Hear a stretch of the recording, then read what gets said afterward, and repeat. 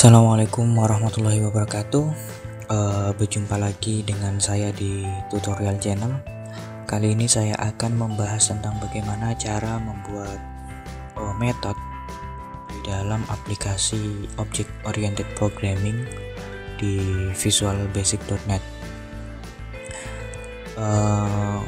Untuk fokus pertama dari dari cara yang saya bagikan ini adalah bagaimana kita menselect data dari database yang kita sudah buat di pertemuan-pertemuan sebelumnya, serta menjelaskan apa sih perbedaan list of object dan objek itu sendiri, sehingga teman-teman bisa melakukan pengembangan dan modifikasi dalam pembuatan aplikasi teman-teman. Oke, kita buka aplikasi yang kita sudah buat, yaitu aplikasi Purpose atau aplikasi yang saat ini teman-teman buat. Kita masuk ke vb.net. Nah, dalam kali ini saya akan membuat membuka aplikasi Purpose, karena pada video sebelumnya kita sudah membuat modul koneksi serta mengisi sebuah atribut di dalam kelas yang bernama kelas. Nah, kali ini saya akan membuat bagaimana sih cara membuat metode select dalam aplikasi OOP ini. Oke, di sini saya sudah membuat fungsi select all class, dimana fungsi select all class ini akan kita tambahkan di dalam sebuah kelas yang bernama kelas. Oke, kita copy, kemudian kita paste.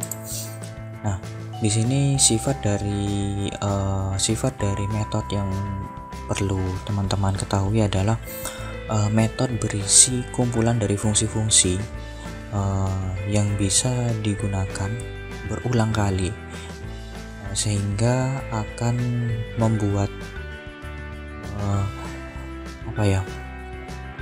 membuat cara coding kita atau list coding kita semakin sedikit dan mudah untuk dikembangkan. Nah, di sini di dalam metode kelas ini ada yang namanya public function select all class as list of class. Nah, kemudian diakhiri dengan end function. Penjelasannya adalah fungsi ini bernama select all class yang dideklarasikan atau diperkenalkan menjadi sebuah list of class. Nah, apa sih list of class itu? Nah, list of class ini adalah kumpulan dari beberapa objek kelas yang ditampung dalam sebuah array 2 dimensi. Nah, teman-teman bisa membayangkan list of class ini adalah wujudnya secara kasat mata, secara imajiner, ini wujudnya adalah sebuah tabel yang isinya adalah berbagai macam objek kelas, bukan kelas tapi kelas. Nah, karena di sini kita akan mengselect atau menampilkan data yang ada di dalam tabel kelas yang ada di sini. Nah, isinya adalah K01 12 IPA 4 dan K02 12 IPA 2. Nah, sehingga di dalam nanti pada saat kita akan select list of class ini akan menampung data-data yang ada di dalam tabel kelas. Nah, penjelasannya kenapa kita pakai list of class, fungsinya seperti yang saya katakan tadi adalah untuk menampung seluruh data yang ada di dalam tabel kelas ini. Nah, sehingga dalam satu record kelas ini, 2 ini itu merupakan satu objek kelas. Nah, sehingga karena di sini ada 2 data, berarti dia ada 2 objek kelas. Nah, sehingga nanti strukturnya dari list of class ini mirip dengan struktur yang ada di dalam tabel kelas. Nah, terus apa bedanya dengan kelas itu sendiri?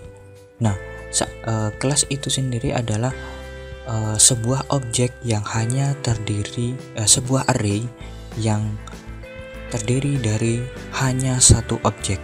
Ingat, satu objek. Nah, jadi teman-teman di sini nanti akan mengerti bedanya antara list of class dengan kelas itu sendiri. Oke, kita masuk ke step selanjutnya. Di sini ada variabel namanya SQL. Nah, SQL, kenapa saya tulis SQL di sini? Ini sesuai dengan yang ada di dalam modul koneksi di sini, SQL as string.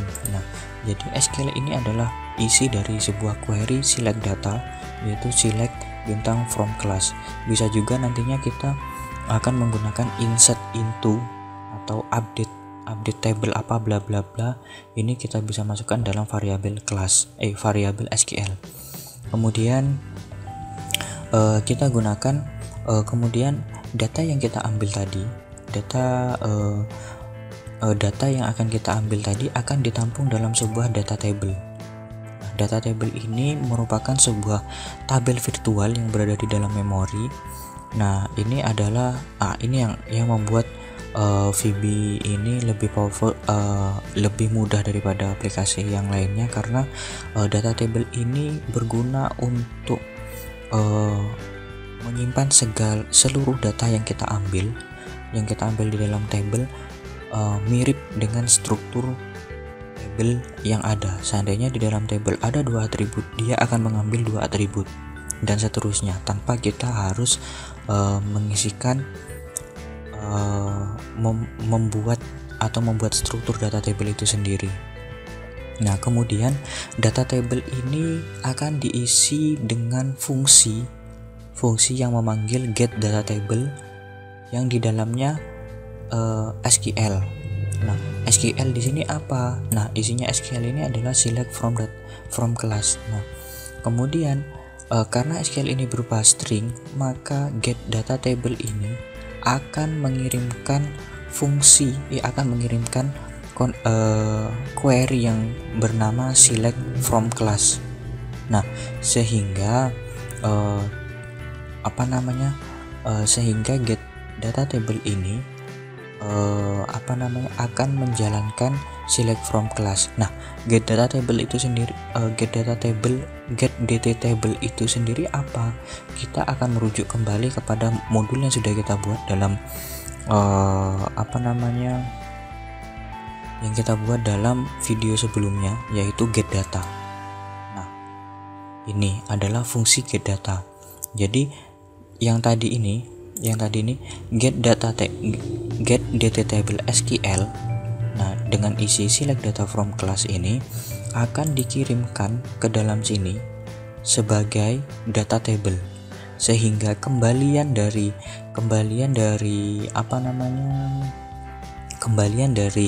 fungsi ini adalah data table. Jadi kita akan klop di sini.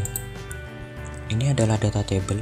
Data table merupakan data virtual memory, sedangkan di sini juga kembaliannya adalah data virtual memory. Nah, kemudian yang dikirimkan apa? Yang dikirimkan tadi kan select bintang from class. Nah, dari select bintang from class ini akan dikirimkan ke dalam sini, ke dalam ini, berupa yang namanya SQL. Nah, sehingga fungsi ini akan memanggil koneksi database yang ada di dalam modul koneksi database ini. Nah, setelah terhubung, dia akan membuka koneksinya.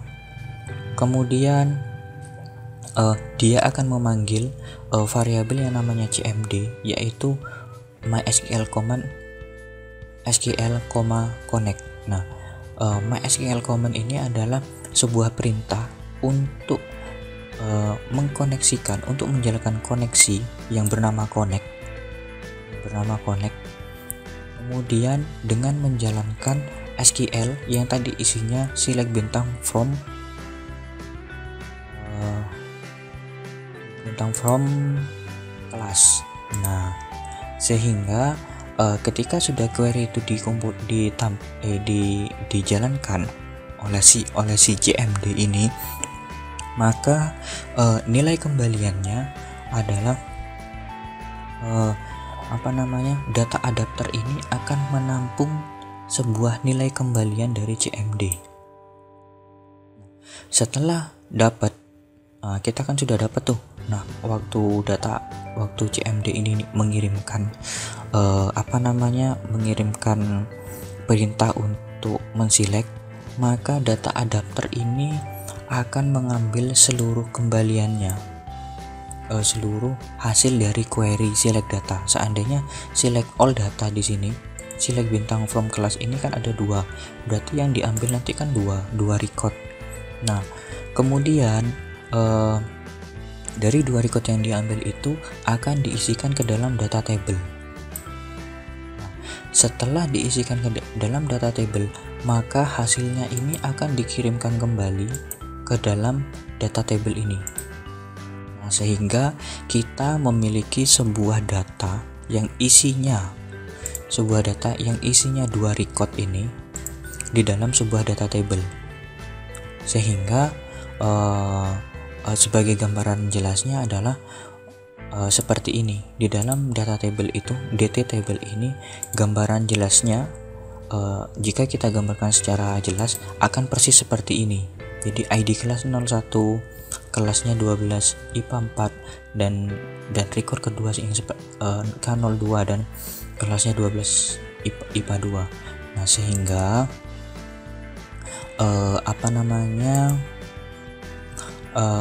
data table ini akan sama persis dengan yang ada di dalam tabel kelas ini.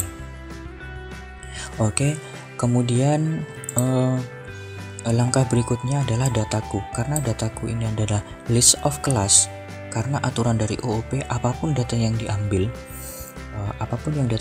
yang diambil dari database itu seharusnya itu dijadikan sebuah objek, sehingga yang dikirimkan dan yang ditampilkan di dalam sebuah form itu adalah objek, bukan data table. Memang terkadang konsep ini akan menyulitkan jika kita butuh customize dari data di dalam sebuah aplikasi, di dalam sebuah interface. Nah, kemudian untuk memindahkan data yang ada di data table ini, kita menggunakan coding yaitu from row as data row di data table. Artinya adalah dari row atau dari record di dalam sebuah data row, yang artinya dari setiap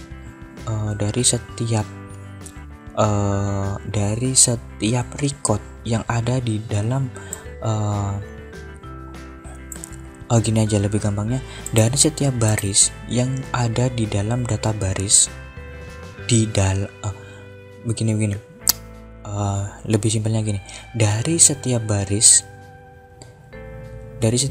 yang ada di dalam data table akan diselect menjadi sebuah objek kelas, akan dijadikan sebuah objek kelas baru dengan kriteria di kelas sama dengan row di underscore kelas. Nah, di sini ID kelas. Nah, sehingga kita tulis di sini row-nya ID kelas. Kemudian ini salah. Kemudian di sini row kelas adalah diganti dengan kelas. Nah, jadi jadi dari setiap baris yang ada di dalam data table, kita akan mengambil atau membuat satu kelas dengan kriteria ID kelas di baris ID kelas, kemudian kelas atribut kelas di baris di baris yang namanya kolom kelas seperti itu. Kemudian setiap setiap aplikasi ini atau setiap coding ini menjalankan new class, maka dia akan dimasukkan ke dalam sebuah list yang namanya list of class seperti itu. Jadi proses dataku from bla bla bla sampai tulis ini merupakan sebuah proses looping, jadi perulangan. Dia akan pada saat seandainya datanya ada 2, dia akan menjalankan looping pertama hingga jumlah recordnya hingga jumlah loopingnya sama dengan jumlah record yang ada di dalam data table atau tabelnya itu sendiri. Nah, berikutnya adalah setelah kita membuat select all class ini, kita akan membuat sebuah interface yang namanya class. Kemudian kita tambah Windows Form.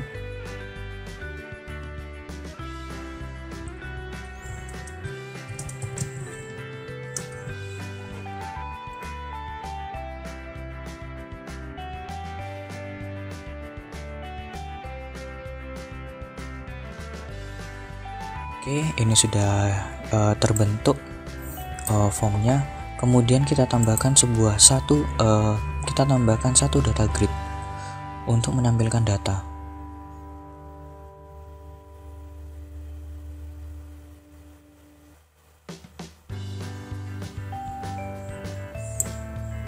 Oke, kita tambahkan data grid view.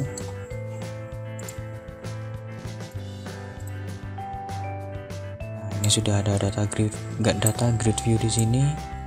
Kemudian kita ubah namanya menjadi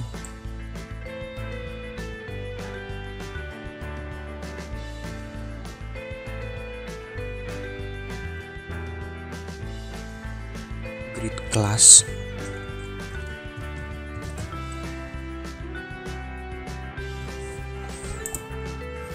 Oke, kemudian kita masuk ke dalam, kemudian kita klik 2 kali di sini untuk masuk ke dalam kolom designer, kolom codingnya. Kemudian kita buat sebuah prosedur untuk menampilkan data. Prosedur ini digunakan dibuat agar kita tidak melulu membuat sebuah coding select data di setiap kali kita akan menampilkan data. Jadi kita buat satu untuk dipakai beberapa prosedur. Kemudian privat tampil data,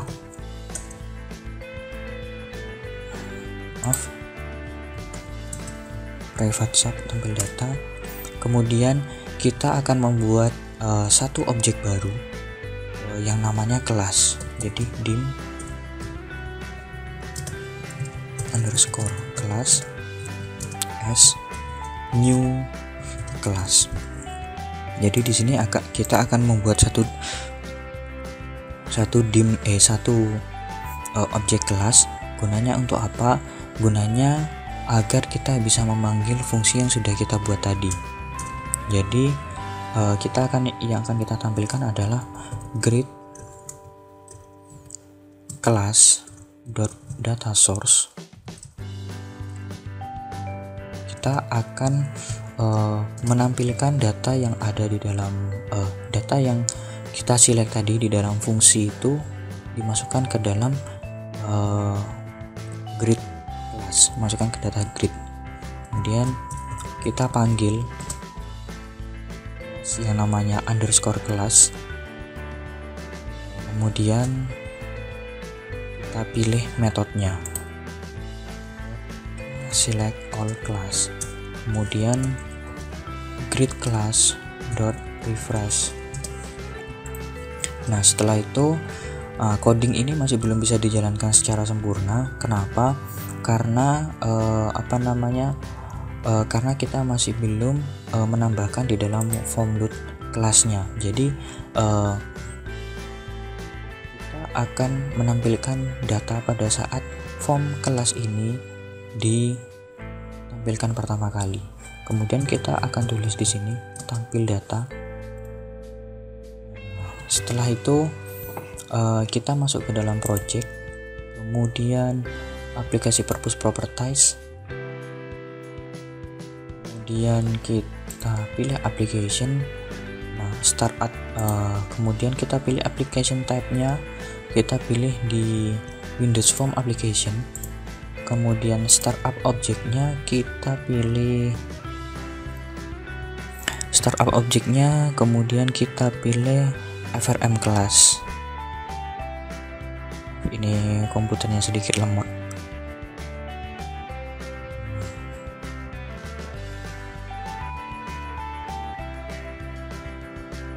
Oke. Nah, setelah itu kita tutup, kemudian kita running. Ini error apa enggak nih? Kita lihat aja dulu. Semoga aja enggak error.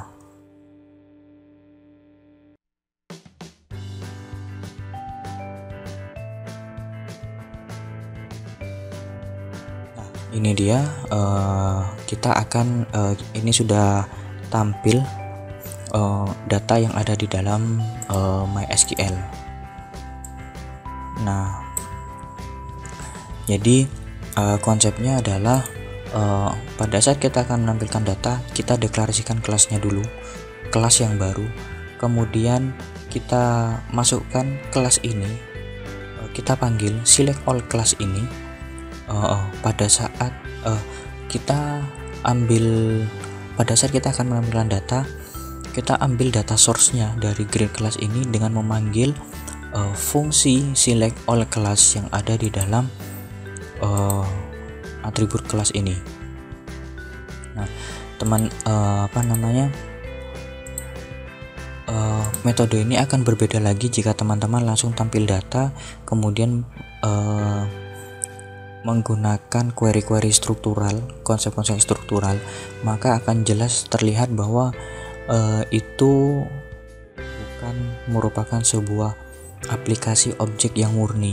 Jadi seandainya teman-teman masih di sini menggunakan query select bintang from bla bla bla bla bla bla, kemudian dimasukkan ke dalam data table, kemudian data source dari grid class itu merupakan data table, maka sudah dipastikan teman-teman telah menyimpang dari konsep objek itu sendiri. Memang ada beberapa teknik untuk menampilkan data, untuk menampilkan data yang sudah ada di dalam database dengan cara kita cukup menggunakan data table yang sudah ada, atau kita menggunakan data table yang sudah ada kemudian di-convert ke dalam kelas yang sudah ada, seperti itu, sehingga di-convert ke dalam list of class, sehingga teman-teman bisa memilih hanya sampai di sini saja atau sampai dataku. Namun jika teman-teman di sini hanya sampai di sini saja, maka as list of class ini harus dihapus, sehingga teman-teman menggantinya menjadi as data table, seperti itu. Oke, mungkin itu saja dari saya untuk video kali ini. Jika teman-teman masih ada yang kebingungan, silakan bertanya via email, Facebook atau yang lainnya. Teman-teman bisa kontak saya. Terima kasih telah bergabung dan juga menyimak apa yang saya jelaskan di sini. Jika ini memang bermanfaat, tolong di-subscribe dan di-like.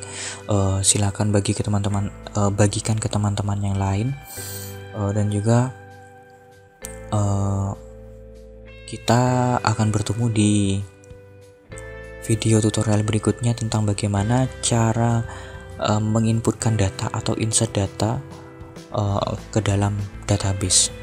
Terima kasih atas perhatiannya.